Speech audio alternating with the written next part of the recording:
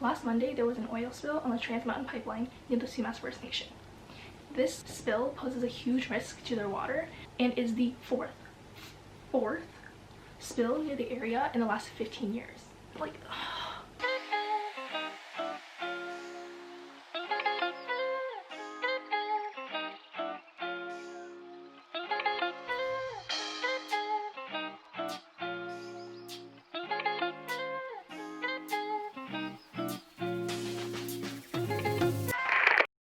okay, so before we start, I just want to say, I know for a lot of people like myself, it's a lot easier to read things instead of watching a video, so I have some pretty in-depth notes that go into more detail than I do in this video, and I'll leave it in the description, and it also links to a bunch of articles that you can read. And secondly, I tried my best to search up the pronunciations of all the First Nations and territories that I'll be talking about, but I could still be pronouncing it wrong because I've never learned to speak those languages, so just want to put that out there. And lastly, I am still trying to kind of piece together everything myself. I've spent a few days researching, but I definitely can be missing some things or some perspectives. So if there's anything that you want to add or perspective you think I'm missing, please leave it in the comments. So yeah.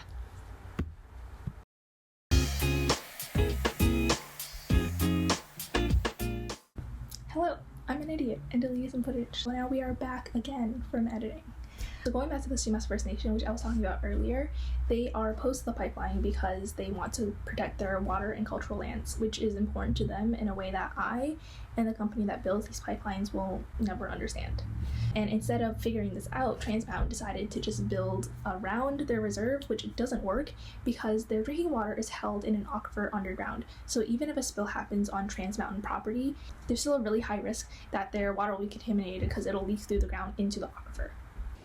So technically, Trans Mountain resolved the issue with the Sumas First Nation, but they didn't actually address their real concern. Also, the evening after the spill, the Sumas First Nation chief met with the pipeline company, and during this meeting, Trans Mountain didn't even let him know that the pipeline had already reopened earlier that afternoon. So this is just an example of the gap between the amount of information that First Nations want to get from the pipeline company and the amount of information the company actually thinks they need to provide.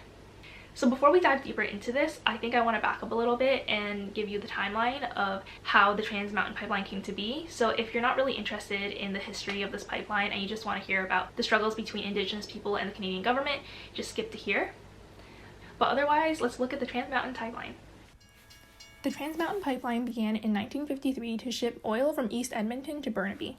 From 1957 to 2008, there were a lot of expansions, which included the addition of 13 new pump stations and 320 kilometers of pipeline. And by the end of this, the pipeline was at double its original capacity. In 2012, Kinder Morgan, which is the company that owns the Trans Mountain Pipeline, announced that they wanted to do an expansion project, and then submitted an application to the National Energy Board the following year. In 2014, over 100 people were arrested at a campout to block crews from expansion-related work. Most of the charges were eventually dropped, but this was just to show that opposition to this expansion project started really early on. Like, this was 6 years ago. At the beginning of 2016, the Premier of Alberta sent a written submission to the National Energy Board saying that they thought the expansion project was in Alberta and Canada's best interest. And then half a year later, the Government of Canada appoints 3 members to a panel to conduct an environmental review of the expansion project. About half a year later, Justin Trudeau approves the Trans Mountain expansion project. And I just wanted to point out that this was 1 year after his election, which was based on a campaign that committed to clean energy development. So moving on to the next year, in January of 2017, the Premier of BC announces her support for the expansion project. And the BC NDPs and Greens were like, heck no, and created a coalition in order to topple the Liberal government. They eventually succeeded in this, and the BC NDP leader became the new Premier.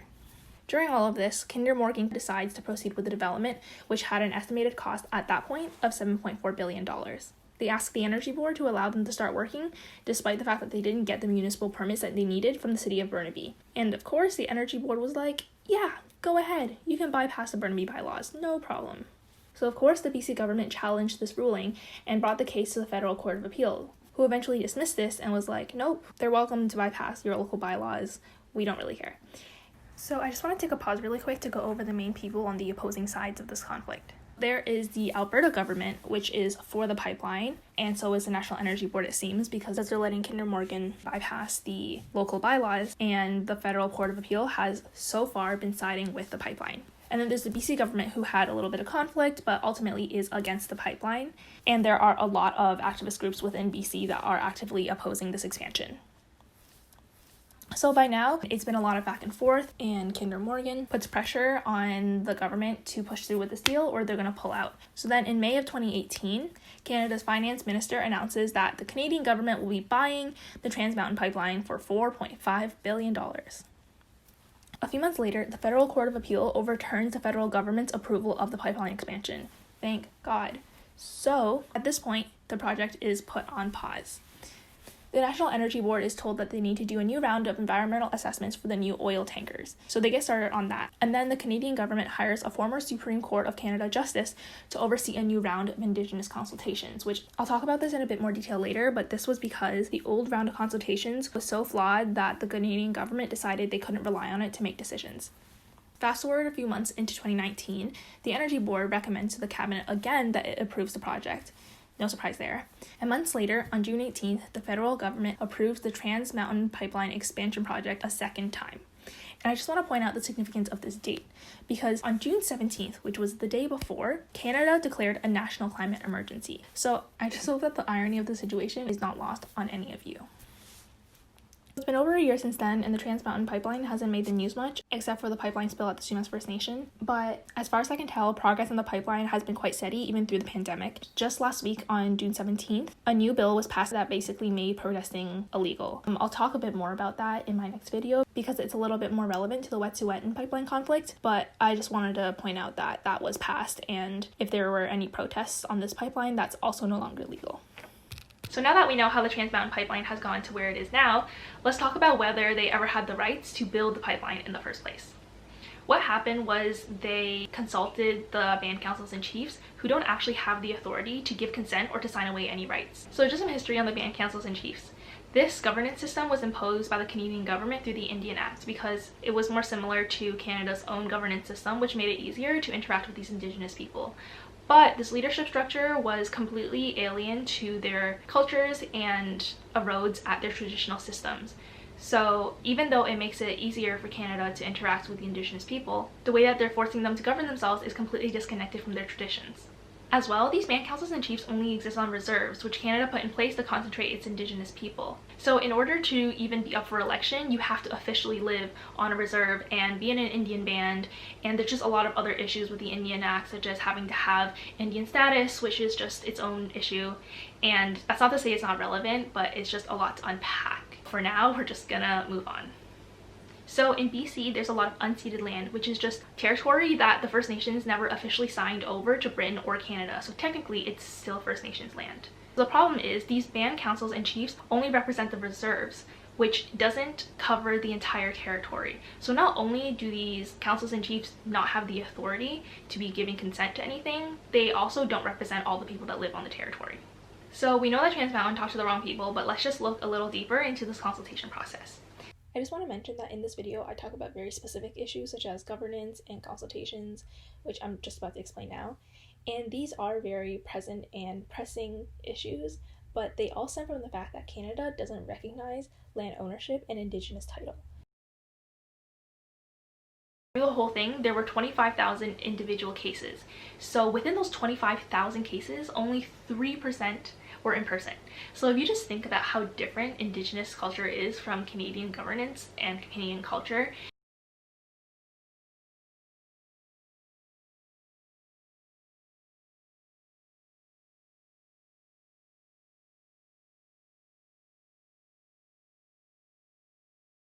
you can kind of imagine how consultations through email, which is how they were mostly done, is probably not sufficient to have a proper conversation. So even though they've been deemed properly done, I genuinely believe that these consultations weren't done thoroughly and were kind of just like rushed through. Okay, so I noticed here and in a lot of places throughout the video, I refer to Indigenous people as First Nations people and use those two phrases synonymously. And that's my mistake. It's because throughout my research, a lot of the different communities I was looking at and the stories I were reading were about communities that refer to themselves as First Nations. Indigenous is just kind of the broader term, and in this video I sometimes talk about First Nations, but here and again in a lot of places I really do mean to say Indigenous. I know it's easy to bunch a lot of First Nations under the umbrella of they oppose the pipeline, but these nations actually have very specific and different concerns. For example, the Coldwater Indian tribe had issues with the Trans Mountain Pipeline before this expansion project, so they are not willing to speak with the pipeline company about this expansion project until that issue is resolved. So that's just to say that there's a lot of nuances in this issue, and it's not just the Canadian government versus the Indigenous people. It's the Canadian government versus distinct Indigenous communities. So speaking about fighting the government of Canada, Coldwater and a few other First Nations have actually filed a court case to the Supreme Court of Canada 2 months ago in April, and I'll talk a bit more about how you can support them later. But I do want to highlight that right now, currently, construction on the expansion project is still ongoing, even though this discussion between First Nations and the government of Canada isn't complete. So we've talked about how the consultation process was really flawed and why the First Nations, or a lot of the First Nations, are opposed to the pipeline. But now I want to present a bit of a different perspective, which is that some First Nations actually aren't opposed to the pipeline, and instead they want to buy it. So two of the coalitions that really stood out in my research was the Western, sorry, I'm just reading my notes, the Western Indigenous Pipeline Group, which is made up of a bunch of First Nations that are along the pipeline route.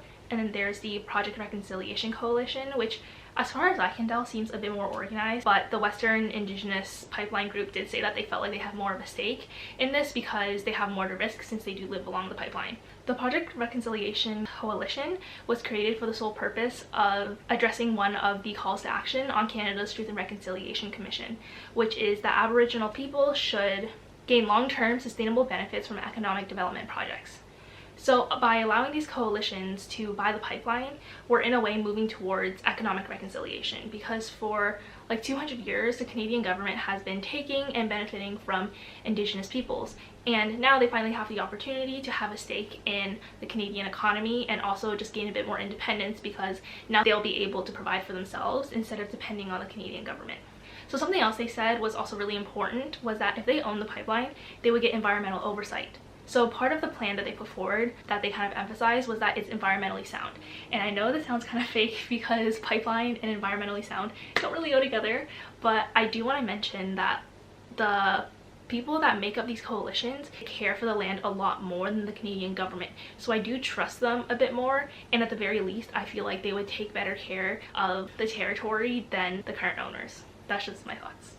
Now that being said, I still think there are more First Nations that are opposed to the pipeline, because even though they could gain a lot from having this pipeline and the revenue could really help out their community, a lot of First Nations chiefs say that it's a very short-sighted decision. Because with pipelines, it's not really about if spills are going to happen, it's more about when they're going to happen. So with the Sumas First Nations that I was talking about earlier, last week was their 4th spill in the last 15 years, and that's just in one area. In one area, they had 2 major spills in the last 15 years.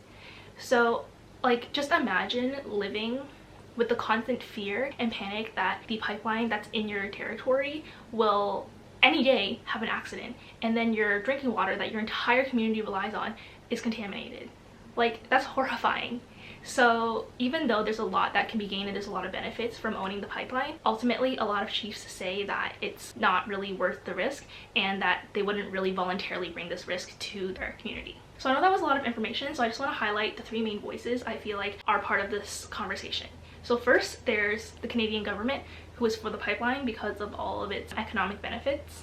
And there's the Indigenous coalitions who want economic reconciliation, independence from Canada, and also environmental oversight. And I think part of their perspective is that if this pipeline project is going to go forward anyways, because they've been fighting it for years and it seems like the Canadian government is winning, they would prefer to own it so that instead of having to just trust the Canadian government, they get to kind of take it into their own hands and make sure that they're doing everything they can to protect their territory. So the third voice is just opposition. I mentioned there's a lot of First Nations that are against the pipeline because they want to protect their land, but then also there's a lot of environmental activists and groups that are very opposed to this pipeline because it brings us way back in terms of trying to reach Canada's emission targets and developing our energy sector towards a more clean route. So I know at this point the pipeline might not seem super relevant because it seems like it has all the approvals it needs to move ahead to completion. It's still really important that we understand how this pipeline came to be and hold Canada accountable so then they can't claim ignorance in the future when another similar conflict happens.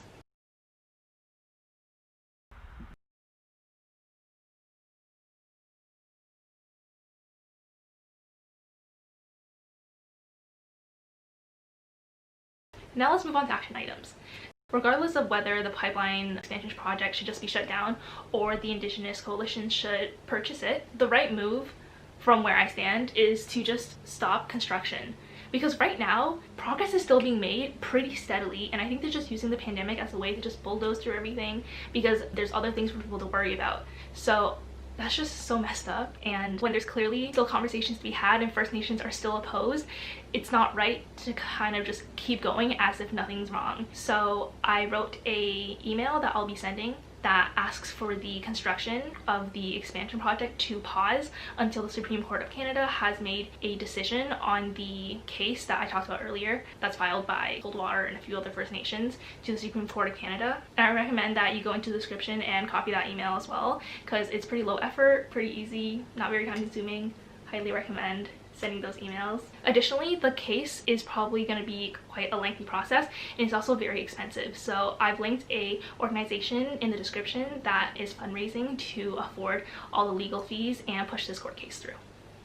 So I think that's everything I wanted to say. Sorry if it was a little scattered or not terribly well explained. I tried my best. Just a reminder that in the description there are detailed notes, action items, resources, so I hope you feel inclined to check those out. We currently live on stolen Indigenous land and get access to a level of healthcare, education, water even, that Indigenous people don't get, and it's just like all so backwards. So let's just all put some effort into understanding their history and current battles. It is the least we can do.